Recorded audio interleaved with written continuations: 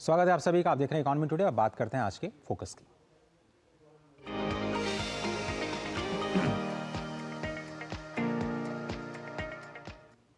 हमारा आज का फोकस है प्रधानमंत्री मोदी ने जो साधना कन्याकुमारी में जो उन्होंने साधना की, उसके बाद जो नए संकल्प रखे, उसमें उन्होंने स्पष्ट तौर पर भारत को साल 2047 तक विकसित राष्ट्र बनाने का संकल्प एक बार फिर से दोहराया है। सुधारों को आर्थिक सुधारों तक सीमित नहीं रखना है, देश में सुधारों को सभी दिशा में लागू करना है। स्पीड, स्केल, स्कोप और स्टैंडर्ड, जिसका जिक्र हमारे धीरेन्द्र कुमार जी कर रहे थे, स्पष्ट तौर पर ये इस पर फोकस रहेगा। मैन्युफैक्चरिंग में जीरो डिफेक्ट और जीरो इफेक्ट का भी ध्यान रखना होगा, ये प्रधानमंत्री मोदी ने कहा। साथ ही साथ 10 सालों में 25 करोड़ लोगों को गरीबी से निकालना अभूतपूर्व, ऐसा अभी तक हुआ नहीं, उसका जिक्र करते हुए उन्होंने कहा कि पूरी दुनिया की जो निगाह है वो आकांक्षी जिलों और आकांक्षी ब्लॉक्स पर हमारी बनी हुई है।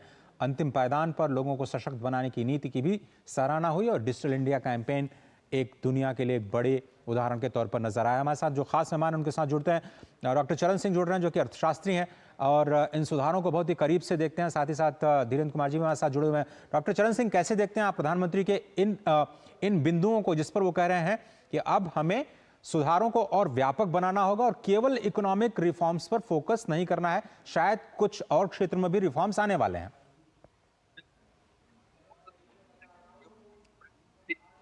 फिलोसफिकल रोड मैप सामने आ रहा है।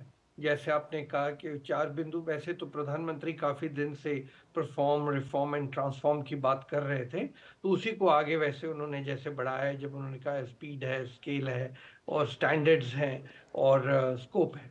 तो पर ये जो जीरो डिफेक्ट जीरो इफेक्ट की बात है, इसमें आप देखिए सस्टेनेबिलिटी की बात आ जाती है, क्योंकि जहां हम कहते हैं क्वालिटी हम लोगों ने मेंटेन करनी है, इतना ट्रस्ट क्रिएट करना है, क्रेडिबिलिटी इंडियन प्रोडक्ट में होनी चाहिए कि जब हम एक्सपोर्ट करें तो लोग के हाँ, जैसे हम लोग बचपन में कहते थे मेड इन जर्मनी का मतलब फ्लॉलेस, उसी तरीके से मेड इन इंडिया का मतलब फ्लॉलेस होना चाहिए। पर प्रधानमंत्री एक कदम आगे जा रहे हैं, इन्होंने G20 में लाइफ का भी कॉन्सेप्ट दिया था, पर एक कदम आगे जा रहे हैं जहां कह रहे हैं जीरो इफेक्ट। जीरो इफेक्ट का मतलब है कि एनवायरनमेंट पे नेगेटिव इंपैक्ट नहीं आना चाहिए, जो विदेशों में इस चीज के बारे नहीं सोचा गया। पेटेंट्स इतने पॉल्यूटिंग करते रहे हैं, नहीं सोचा गया। तो प्रधानमंत्री ने ये जो कॉन्सेप्ट लाए हैं, और ये हमारा इंडिया का कॉन्सेप्ट है, जहां पे लाइफ की बात आती है कि सस्टेनेबल ग्रोथ पे जोर दिया जाता है। प्लैनेट में हर जीव, और इस पे प्रधानमंत्री जी ने काफी अच्छी स्पीच दी थी G20 के टाइम, कि प्लैनेट में हर जीव को हम अपने साथ लेके चलते हैं, पशु हो, पक्षी हो या पौधा हो। तो उसी चीज पे जब जीरो इफेक्ट की बात आती है तो एनवायरनमेंट पे बहुत जोर दिया जाता है। इस टाइम जब प्रधानमंत्री कह रहे हैं कि हमें 1947 के टाइम, जब 1897 में विवेकानंद जी ने कहा कि 50 साल के आगे हम लोगों को 1947 में आजादी मिली, ग्रेट सैक्रिफाइसेस की जरूरत है। इस टाइम पे प्रधानमंत्री ने कहा है कि 25 सालों में मुझे ग्रेट कंट्रीब्यूशन और सस्टेन्ड कंट्रीब्यूशन की जरूरत है, ग्रेट एंड सस्टेन्ड कंट्रीब्यूशन। तो मुझे जो लग रहा है, जिस तरीके का मन में विचार है कि विकसित भारत बनेगा, पर विकसित भारत एक रोल मॉडल बनेगा जिसमें एक्सप्लॉयटेशन नहीं होगी, ना लेबर की ना एनवायरनमेंट की, पर ऑल राउंड 360 डिग्री ग्रोथ होगी, और एक रोल मॉडल बन जाएगा दुनिया के लिए कि इस तरीके की भी ग्रोथ की जा सकती है।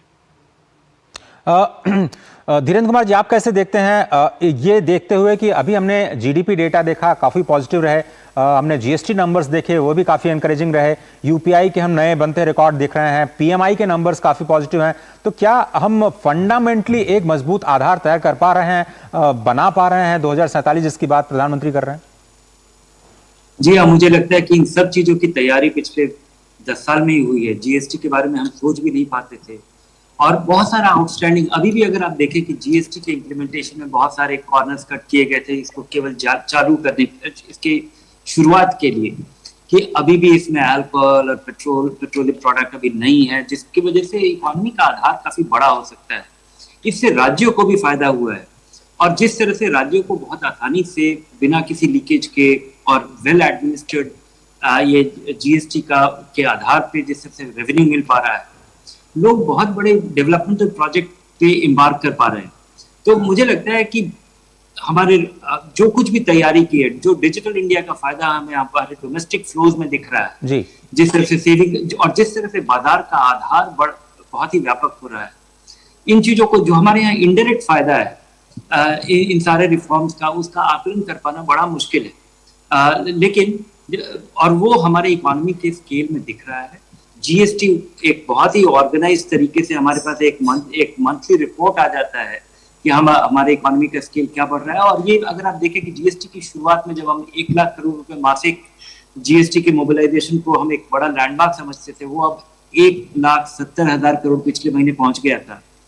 तो ये 70% की वृद्धि, ये बहुत ही बड़ा माइलस्टोन है। डॉक्टर साहब, जब 8.2% की जीडीपी आई पिछले साल की, प्रधानमंत्री ने कहा ये ट्रेलर है। क्या हम ये मान के चलें कि देश में 7% से 8% का न्यू नॉर्मल हम जीडीपी के लिए लेकर के आगे बढ़ने के लिए इस वक्त तैयार हैं? मुझे लग रहा है, क्योंकि जिस तरीके का उत्साह है और जिस तरीके के रिफॉर्म्स आ रहे हैं और जिस तरीके का ग्रोथ का आंकड़े आए हैं, आपने उस रिपोर्ट में देखा कि जब 8.2% हमने कहा, तो अब देखिए अगर आप एवरेज देख लीजिए इस साल का, तो उस साल के एवरेज में भी आपको लगेगा कि पहली तिमाही में भी 8.2, दूसरी में 8.1, तीसरी में 8.6, चौथे तिमाही में 7.8। तो हम लोग का ग्रोथ रेट ऑलरेडी 8 से ऊपर जा ही रहा है। और अगर उसके अलावा थोड़ा अंदर गहराई से देखें तो आप देखेंगे मैन्युफैक्चरिंग, कंस्ट्रक्शन, इनकी ग्रोथ रेट 9.9% के करीब जा रही है। इसका अच्छा, फिर एग्रीकल्चर का भी जो पहले हमें डर था एल नीनो का, वो इस टाइम पे वो डर खत्म हो रहा है। तो इसलिए इस वर्ष तो पक्का ही मुझे लग रहा है कि हम 8% को क्रॉस कर सकेंगे। उसके साथ साथ जो नीतियों की कांस्टेंट और नीतियों की जो स्टेबिलिटी सामने आई है, वो भी क्लियर दर्शा रही है कि कंटिन्यूटी रहेगी। तो इसलिए ग्रोथ पे वो पॉजिटिव असर रहेगा ही रहेगा। अब देखिए कि हमारा इंटरेस्ट रेट कंट्रोल में है, इन्फ्लेशन कंट्रोल में है। दुनिया भर में इस टाइम पे इन्फ्लेशन नीचे आ रही है, कह रहे हैं कि इंटरेस्ट रेट साइकिल रिवर्स होने का चांस है। आपकी रिपोर्ट ने भी कहा कि यूरोप में चांस है, क्योंकि वहां 2.3% इन्फ्लेशन चल रही है। अगर हम लोग अपना इंटरेस्ट रेट साइकिल का रिवर्स करते हैं तो ग्रोथ को एक इम्पेटस और मिलेगा। तो इसलिए मुझे लग रहा है कि 8% से ऊपर इस वर्ष की ग्रोथ रेट आनी चाहिए। और यही कारण है कि आप जो कह रहे थे कि स्टॉक मार्केट इतना उछाल ले रही है, उसका कारण ही ये है, दुनिया में इस टाइम पे कोई भी देश ऐसा नहीं है जहां पे पॉजिटिव्स इतने स्ट्रांग हो गए हैं। तो इसलिए ये मार्केट भी इसी रफ्तार पे मुझे लगता है आगे बढ़ती जाएगी। तो वो कॉन्फिडेंस देती है, जैसे मार्केट बढ़ती है, एफडीआई आता है, इन्वेस्टमेंट बढ़ती है, इंटरेस्ट रेट एडजस्ट होना शुरू हो रहा है, तो एक किस्म का जो कॉन्फिडेंस क्रिएट हो जाता है, वो अपने आप में ही सेल्फ ड्राइविंग ग्रोथ को करता है।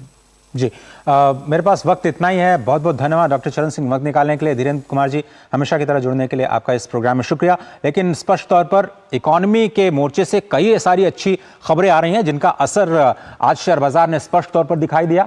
और आगे जाते हुए ये भी स्पष्ट तौर पर दिख रहा है कि जो आज तेजी दिखी है, वो कल के आंकड़ों के बाद शायद और भी आपको मजबूत होती हुई नजर आएगी।